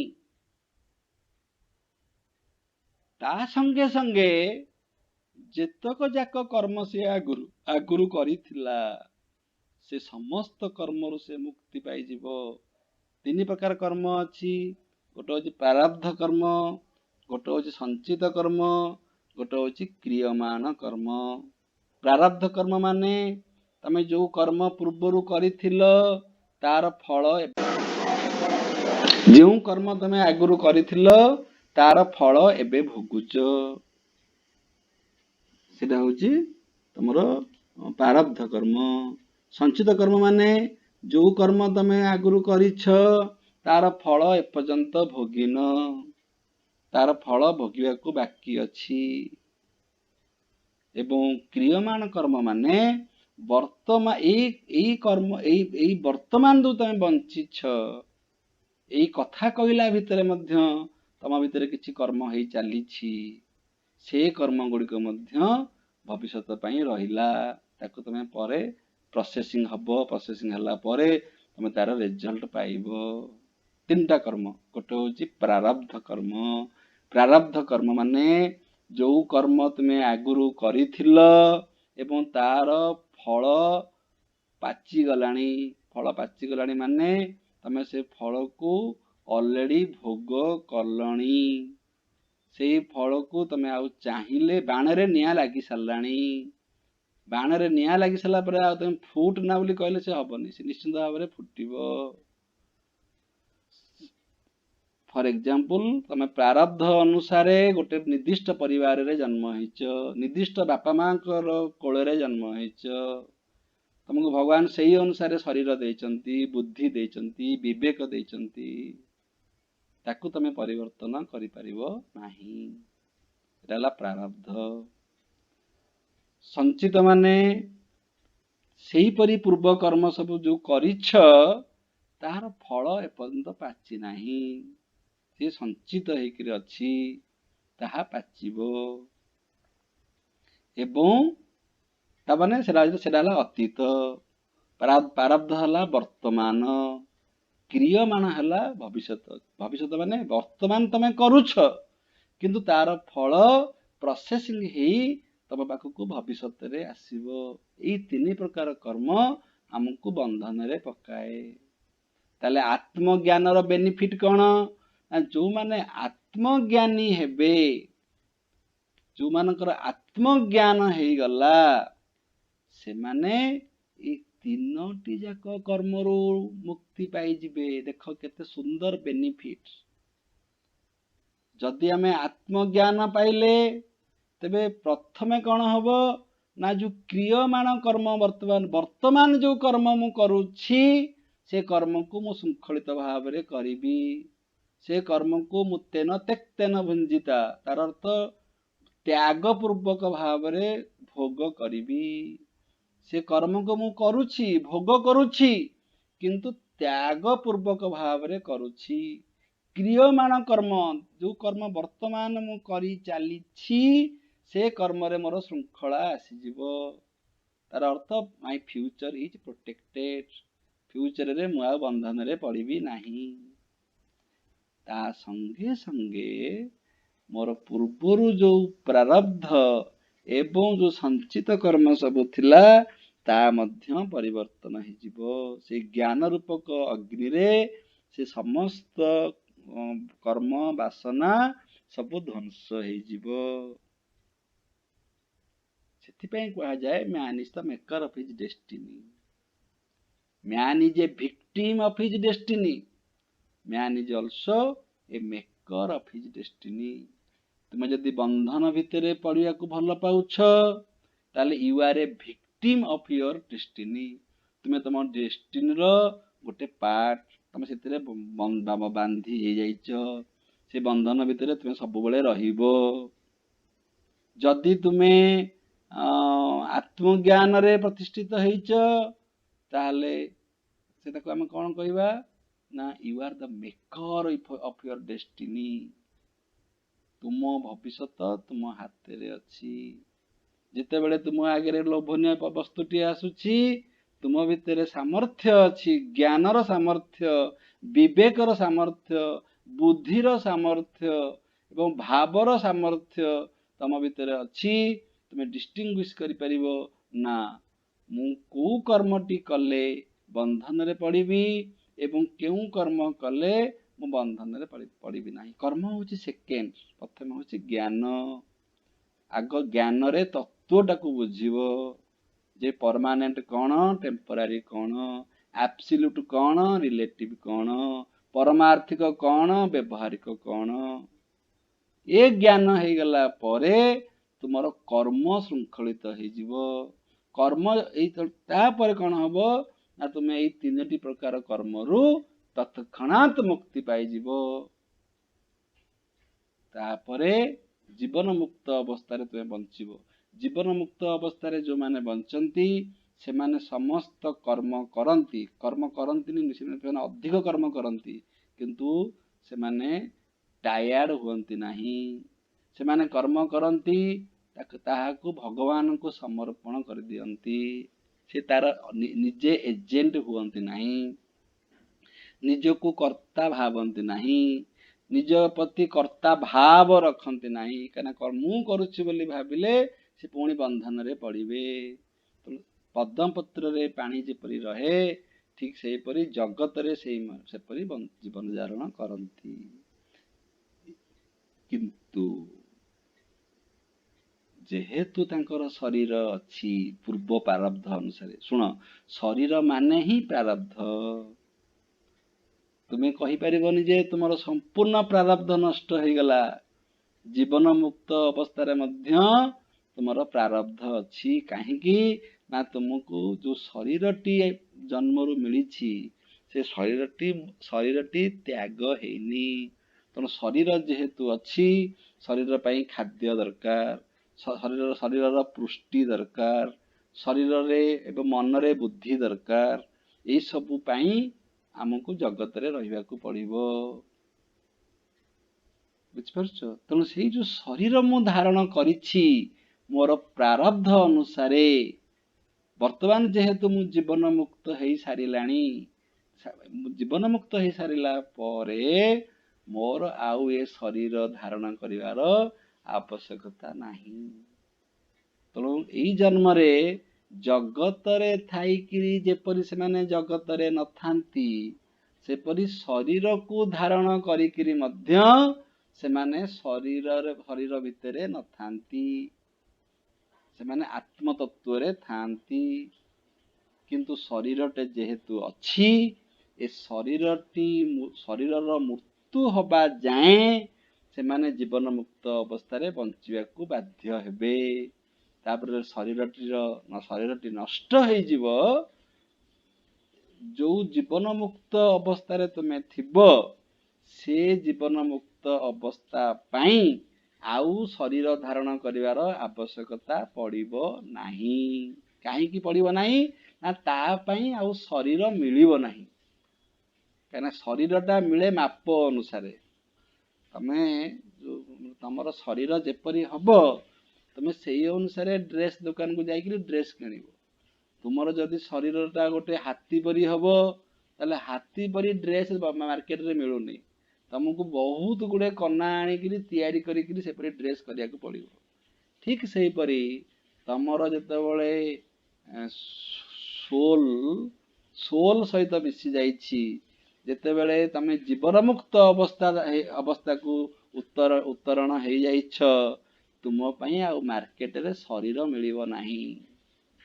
ତାର ଅର୍ଥ ତୁମେ ବିଦେହ ମାନେ ଆଉ ଦେହ ନାହିଁ, ଆଉ ଶରୀର ଧାରଣ କରିବାର ଆବଶ୍ୟକତା ନାହିଁ। ଶରୀରର ଅର୍ଥ ହେଲା ଆମ ଶରୀର ଏବଂ ଶରୀରର ଆଉ ଗୋଟେ ଅର୍ଥ ହେଲା ଜଗତ। ତେଣୁ ଆମର ଏଇ ଶରୀର ଧାରଣ କରିବାର ଆବଶ୍ୟକତା ପଡ଼ିବ ନାହିଁ କି ଏ ଜଗତ ରୂପକ ଶରୀରକୁ ଆଉ ଥରେ ଆସିବାକୁ ପଡ଼ିବ ନାହିଁ।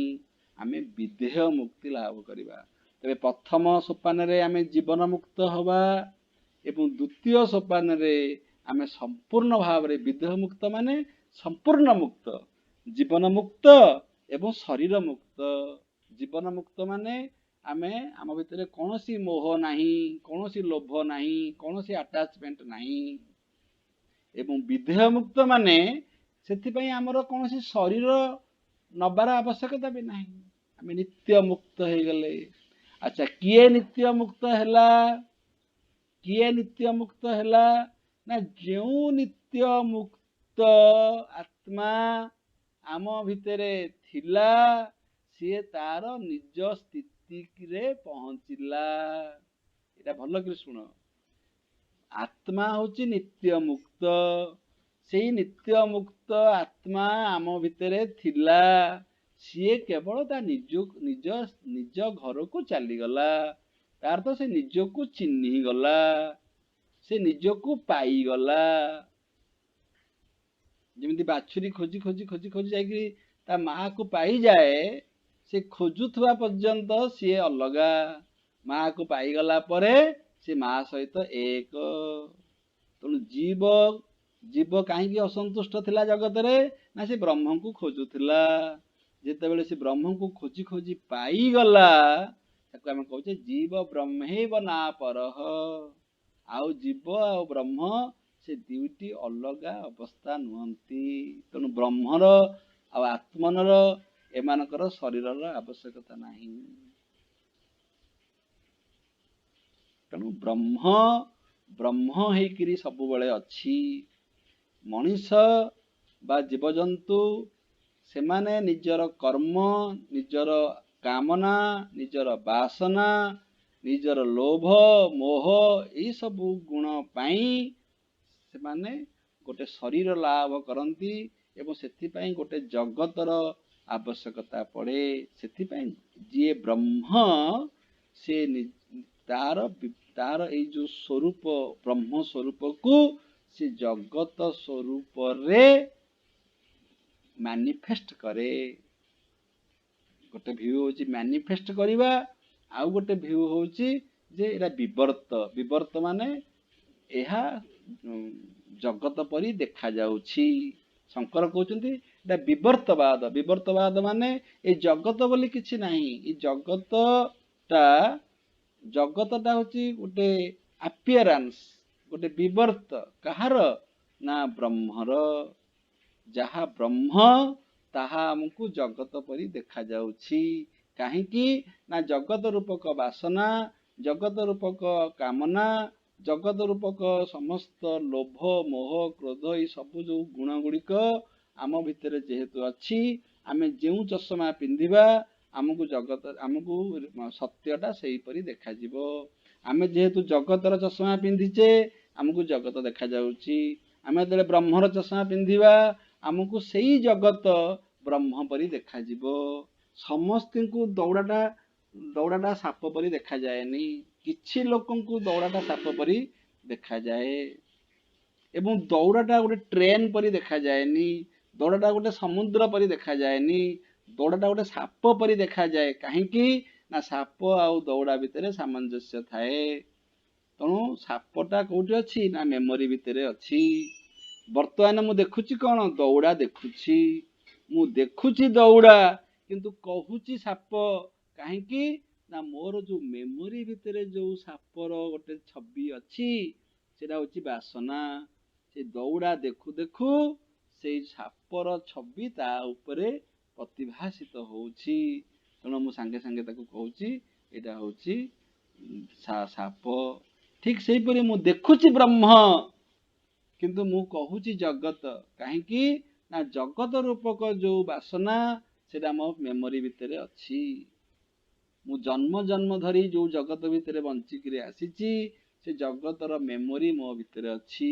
ତେଣୁ ମୁଁ ବ୍ରହ୍ମ ଦେଖିଲା ବେଳେ ତା ଉପରେ ଜଗତଟା କଣ ହଉଛି ନା ପ୍ରତିଭାସିତ ହଉଛି। ଇଏ ହଉଛି ମାୟା। ମାୟାର ହଉଛି ଦୁଇଟା ଗୁଣ ମାୟାର। ମାୟା କଣ କରେ ନା ଯୋଉ ସତ୍ୟକୁ ଘୋଡେଇ ଦିଏ। ଯାହା ସତ୍ୟ ତାକୁ ଘୋଡେଇ ଦବ ଏବଂ ଯାହା ଅସତ୍ୟ ତାକୁ ଉନ୍ମୋଚନ କରିବ, ତାକୁ ତମ ଆଗରେ ଦେଖେଇବ। ଆଗରୁ ଏକ୍ସାମ୍ପଲ ଦେଇଛି ଯେ ଜଗତ ତମକୁ ତମ ସାମ୍ନାରେ ଲୋଭନୀୟ ବସ୍ତୁ ହେଇକିରି ଆସିବ। ତମକୁ ଟେମ୍ପଟେଡ କରେଇବ, ତମକୁ ଉତ୍ତେଜିତ କରେଇବ ଏବଂ ତୁମେ ସେଥିରେ ବିମୋହିତ ହୋଇଯିବ। କାହିଁକି ହେଇଯିବ ନା ତା ପଛପଟେ ଯୋଉ ବ୍ରହ୍ମ ଲୁଚିକିରି ରହିଛି ସେ ବ୍ରହ୍ମଟା ଝାପ୍ସା ହେଇଯାଉଛି। ଏବଂ ଯେମିତି ଫଟୋ ଉଠେଇଲା ବେଳେ ଦେଖିଥିବ ଗୋଟେ ଫ୍ରଣ୍ଟ ଫଟୋଟା ବହୁତ ଡିପଲି ଆସେ, ତାର ଗୋଟେ ବ୍ୟାକଗ୍ରାଉଣ୍ଡଟା ଝାପ୍ସା ହେଇଯାଏ ଏବଂ ତୁମେ ଚାହିଁଲେ ଓଲଟେଇ ପାରିବ। ସେଇ ବ୍ୟାକଗ୍ରାଉଣ୍ଡଟାକୁ ତମେ ଭାଇବ୍ରାଣ୍ଟ କରିପାରିବ ଏବଂ ଯୋଉଟା ଭାଇବ୍ରାଣ୍ଟ ହେଇଛି ତାକୁ ତମେ ଝାପ୍ସା କରିପାରିବ। ଏଠି ଦିଟା ଫଟୋ ଅଛି, ଗୋଟେ ଜଗତର ଫଟୋ, ଗୋଟେ ବ୍ରହ୍ମର ଫଟୋ, ଗୋଟେ ମିଥ୍ୟାର ଫଟୋ, ଗୋଟେ ସତ୍ୟର ଫଟୋ। ତମ ପାଇଁ କଣ ହଉଛି ନା ଯୋଉଟା ମିଥ୍ୟା ସେଟା ଭାଇବ୍ରାଣ୍ଟଲି ପ୍ରତିଭାସିତ ହଉଛି ଏବଂ ଯୋଉଟା ସତ୍ୟ ସେଟା ଲୁଚି ଯାଉଛି, ସେଟା ଝାପ୍ସା ହେଇଯାଉଛି। ନମ୍ବର 1। ନମ୍ବର 2, ଯୋଉଟା ମିଥ୍ୟା ସେଟା ତମକୁ ସାଙ୍ଗେ ସାଙ୍ଗେ ତତ୍କ୍ଷଣାତ ପ୍ଲେଜର ଦଉଛି। ତେଣୁ ତମେ ସେଠି ଭାବୁଛ ଯେ ମୁଁ ଇଣ୍ଟେଲିଜେଣ୍ଟ, ମୁଁ ପ୍ରାକ୍ଟିକାଲ, ମୁଁ ବୁଦ୍ଧିଆ। ତମେ କଣ କରୁଛ ନା ଯୋଉଟା ସାଙ୍ଗେ ସାଙ୍ଗେ ପ୍ଲେଜର ଦଉଛି ତମେ ସେଥିରେ ଆକର୍ଷିତ ହେଇଯାଉଛ। ଯୋଉଟା ଝାପ୍ସା ହେଇଯାଉଛି ତାକୁ ତମେ ବୁଝିବାକୁ ଚେଷ୍ଟା କରୁନାହଁ, ବା ଯଦି ସେ ମତେ ସୁଖ ପଛରେ ଦବ ବା ପରମାନେଣ୍ଟ ପଛରେ ଦବ ତାକୁ ମୁଁ ତମେ ତାକୁ ଇଗ୍ନୋର କରୁଛ। ବୁଝିପାରୁଛ? ପରମାନେଣ୍ଟ ସୁଖ ଆଉ ଟେମ୍ପୋରାରୀ ସୁଖ ତମେ ଯଦି ବୁଝିପାରୁଥାନ୍ତ ତାହେଲେ ତମେ ଚଏସ କରନ୍ତ ଯେ ପଛରେ ପଛେ ମିଳୁ, ଯଦି ସେଟା ପରମାନେଣ୍ଟ ତାହେଲେ ତାକୁ ମୁଁ ଗ୍ରହଣ କରିବି। ତୁମେ କିନ୍ତୁ କଣ କରୁଛ ନା ପରିବର୍ତ୍ତନ ପଛେ ହେଇଯାଉ, ଯଦି ସାଙ୍ଗେ ସାଙ୍ଗେ ଗୋଟେ ସୁଖ ମିଳୁଛି ତେବେ ସେ ସୁଖକୁ ମୁଁ ଗ୍ରହଣ କରିବି। ସେଥିପାଇଁ ଆମେ ସମସ୍ତେ ମାୟା ଭିତରେ ଥାଉ। କାହିଁକିନା ଆମର ବିଚାର ହଉଛି ଏଇଆ। ଆମ ବିଚାର ହଉଛି କଣ ନା ସାଙ୍ଗେ ସାଙ୍ଗେ ଯୋଉ ସୁଖଟା ମିଳୁଛି, ସାଙ୍ଗେ ସାଙ୍ଗେ ଯୋଉ ଉପକାରଟା ମୁଁ ପାଇଯାଉଛି, ସାଙ୍ଗେ ସାଙ୍ଗେ ଯୋଉ ଲାଭ ମୋର ହେଇଯାଉଛି, ଲାଭ ମେରିଟ ମୁଁ କେତେ ପାଇଲି, ତେବେ ମୁଁ ବୁଦ୍ଧିଆ, ମୁଁ ଚାଲାକି, ମୁଁ ତାକୁ ଆୟତ୍ତ କରିପାରିଲି। ତାର ଅର୍ଥ ମାୟା ତୁମ ସାମ୍ନାରେ ରହିବା ଗୋଟେ କଥା ଏବଂ ମାୟା ଭିତରେ ତୁମେ ପ୍ରବେଶ କରିବା ସେଟା ହଉଛି ଆଉ ଗୋଟେ କଥା। ମାୟା ତୁମ ସାମ୍ନାକୁ ଆସିଲା ଏବଂ ତୁମେ ତା ଭିତରେ ପ୍ରବେଶ କରିଲ। ବୁଝିପାରିଲ? ମାୟା ତୁମ ସାମ୍ନାରେ ଆସିଲା, ଇଏ ହଉଛି ଗୋଟେ କଥା। ମାୟା ସମସ୍ତଙ୍କ ସାମ୍ନାରେ ଆସିଛି କିନ୍ତୁ ସମସ୍ତେ ମାୟା ଭିତରେ ପ୍ରବେଶ କରୁନାହାନ୍ତି। ତୁମେ କାହିଁକି ମାୟା ଭିତରେ ପ୍ରବେଶ କଲ ନା ତୁମେ ବିଚାର କଲ ଯେ ଏଇଠି ମତେ ତତ୍କ୍ଷଣାତ ସୁଖ ମିଳୁଛି। ତେଣୁ ତୁମେ ସିଆଡିକି, ଯେମିତି ନିଆଁରେ ପୋକମାନେ ଆକର୍ଷିତ ହେଇଯାଆନ୍ତି ଏବଂ ସେ ନିଆଁରେ ପୋଡି ହେଇକିରି ମରନ୍ତି, ଠିକ ସେଇପରି ए माया रूपक निया हमको आकर्षित करे। आमे परमानेंट सुख को भूली जाई टेम्परारी सुख रे आकर्षित हेई से नियारे पोड़ी हेई मरी जाऊ। एवं आउ गोटे संभावना होची तमे जदि ट्रूथ को बुझीगल सत्य को बुझीगल तेबे तुमको माया कबलित करि परिबो नाही। तुम सामना को माया आसीबो विभिन्न आकर्षण नहीं आसीबो तुमको व्यतिव्यस्त करिबो किंतु तुमे व्यतिव्यस्त हब नाही। ताको कहंती जीवन मुक्त। एही परी किछि दिन बंचिला परे तुमर हब विदेह मुक्त। तुमे आउ देह भी धारण करिबो नाही।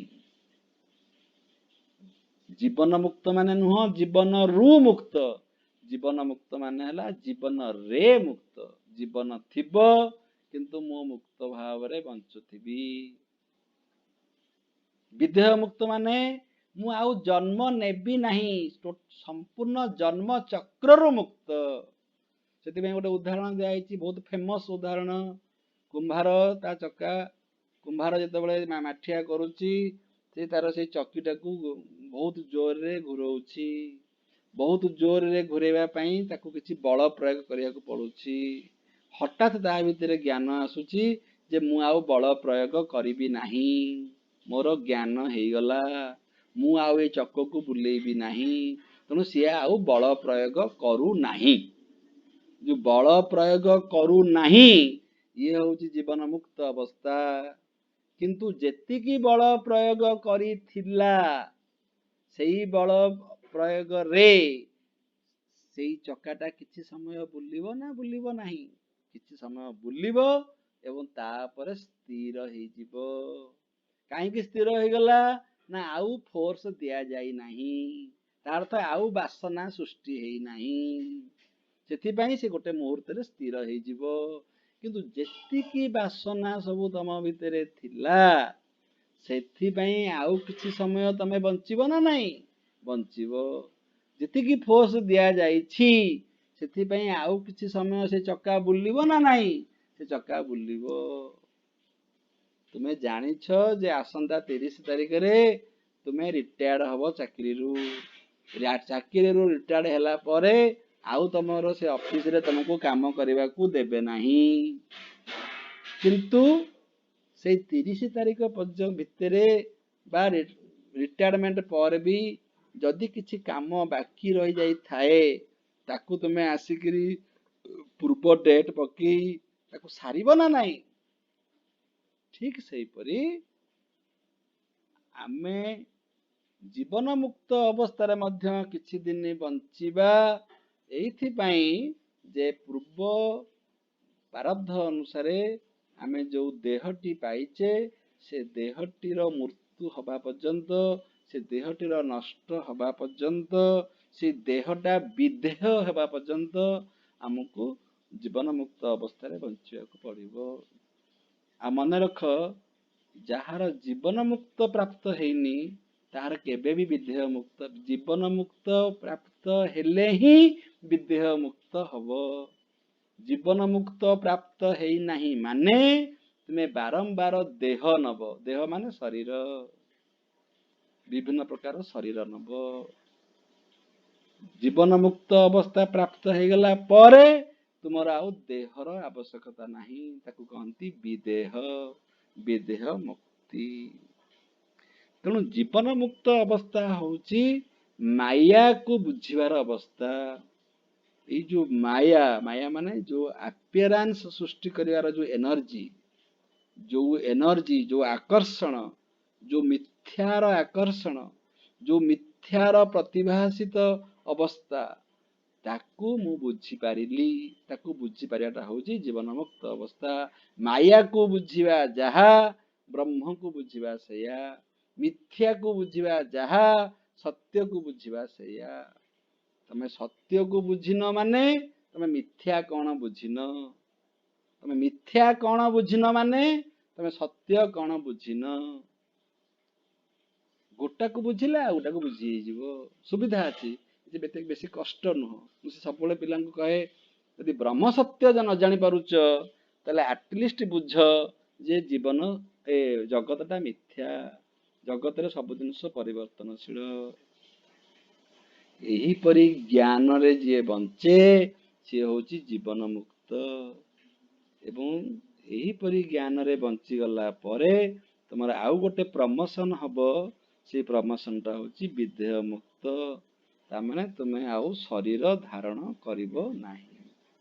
ଏହିପରି ଭାବରେ ଆମେ ଅଦ୍ୱୈତ ବେଦାନ୍ତ ପଢିଲେ, ବ୍ରହ୍ମ କଣ ପଢିଲେ, ଜୀବ କଣ ପଢିଲେ, ବ୍ରହ୍ମ ବା ଆତ୍ମନ ହଉଛି ନିତ୍ୟ ମୁକ୍ତ।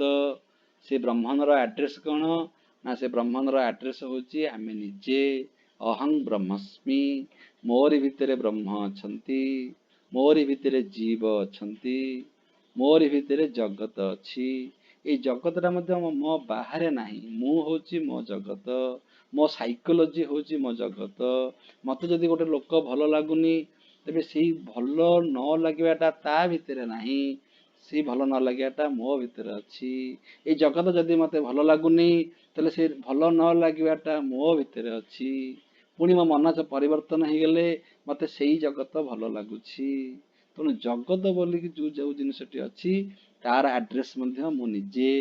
ମୋର ଭିତରେ ଯୋଉ ଜୀବ ଅଛି ତାର ଆଡ୍ରେସ ହଉଛି ମୁଁ ନିଜେ।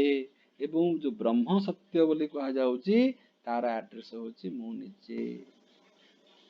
ତେବେ ମୁଁ କିଏ? ମୁଁ ଜଗତ ନା ମୁଁ ଜୀବ ନା ମୁଁ ବ୍ରହ୍ମ? ଇଏ ହଉଛି ଡିସ୍କସନ, ଇଏ ହଉଛି ଜୀବନ। ସାରା ଜୀବନରେ ଯେତେ ପାଠ ଆମେ ପଢୁଛେ, ସବୁ ପାଠ ପଢାର ଉର୍ଦ୍ଧ୍ୱରେ ଏ ପାଠ। କୋଉ ପାଠ ନା, ଆକୁ ଯଦି ପରୀକ୍ଷାରେ ଲେଖିବ 8 ଦିନ ପରେ, ସେଇଟା ନୁହଁ। ଜୀବନର ପାଠ ହଉଛି ଏହା ଯେ ମୁଁ ଜଗତ ନା ମୁଁ ଜୀବ ନା ମୁଁ ବ୍ରହ୍ମ। ଯେତେବେଳେ ତୁମେ ନିଜକୁ ଜଗତ ବୋଲି କହୁଛ, ତୁମେ ମାୟା ଭିତରେ ଅଛ। ଯେତେବେଳେ ତୁମେ ନିଜକୁ ଜୀବ ବୋଲି କହୁଛ, ତୁମେ ଅବିଦ୍ୟା ଭିତରେ ଅଛ। ଯେତେବେଳେ ତୁମେ ନିଜକୁ ବ୍ରହ୍ମ ବୋଲି କହୁଛ, ତୁମେ ଜୀବଠି ନାହଁ କି ଜଗତଠି ନାହଁ, ତୁମେ ବ୍ରହ୍ମ ତତ୍ତ୍ୱରେ ଲୀନ ହେଇଯାଇଛ। ତାପରେ ମାୟା କଥା କହିଲି। ମାୟା ହଉଛି ଯେ ଯୋଉ ଆପିୟରାନ୍ସ, ମାୟା ହଉଛି ଯିଏ ଯାହା ନୁହଁ ସିଏ ସେଇପରି ଯଦି ଆମ ସାମ୍ନାରେ ଉଭା ହଉଛି, ପ୍ରକାଶିତ ହଉଛି, ସେଟା ହଉଛି ମାୟା। ଏବଂ ଆମର ଯେହେତୁ ଯଦି ସେଇପରି ବାସନା ଥିବ, ତେବେ ଆମେ ସେଇ ମିଥ୍ୟାରେ ମଧ୍ୟ ଆମେ ନିମଗ୍ନ ହେଇଯିବା, ସେଥିରେ ଆକର୍ଷିତ ହେଇଯିବା। ଆପିୟରାନ୍ସଟାକୁ ଆମେ ଗ୍ରହଣ କରୁଛେ ନା ସତ୍ୟକୁ ଗ୍ରହଣ କରୁଛେ? ସେଇଟା ହଉଛି ସତ୍ୟ ଆଉ ମିଥ୍ୟା ଭିତରେ ଡିଫରେନ୍ସ ହେଲା।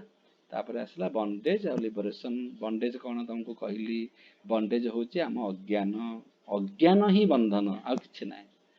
ତାହେଲେ ଜ୍ଞାନ ହଉଛି ମୁକ୍ତି। ସେ କୋଉ ଜ୍ଞାନ ନା, ମୁଁ ଯୋଉ ଆଜି ପର୍ଯ୍ୟନ୍ତ ଜଗତ ବୋଲି ଭାବୁଥିଲି, ମୁଁ ଯୋଉ ମୋ ନିଜକୁ ଜୀବ ବୋଲି ଭାବୁଥିଲି, ମୁଁ ଯୋଉ ନିଜକୁ ଉପାଧି ବୋଲି ଭାବୁଥିଲି, ଆଜିଠାରୁ ମୁଁ ଭାବୁଛି ଯେ ମୁଁ ହଉଛି ବ୍ରହ୍ମ। ଯେତେବେଳେ ଏଇ ଜ୍ଞାନ ହେଇଯିବ, ତୁମେ ସେଇ ଜଗତରେ ଅନ୍ୟମାନେ ଯେପରି ବାନ୍ଧି ହେଇକିରି ବଞ୍ଚୁଥିବେ, ତୁମେ ସେତେବେଳେ ମୁକ୍ତ ହେଇକିରି ବଞ୍ଚୁଥିବ। ଅନ୍ୟମାନେ ଯେତେବେଳେ କାନ୍ଦୁଥିବେ, ବ୍ୟସ୍ତ ହଉଥିବେ, ତୁମେ ସେତେବେଳେ ହସୁଥିବ। ହସୁଥିବ ମାନେ ତୁମେ ଶାନ୍ତ ଥିବ। ସେଇଟା ହେଲା ଜୀବନ ମୁକ୍ତ ଅବସ୍ଥା।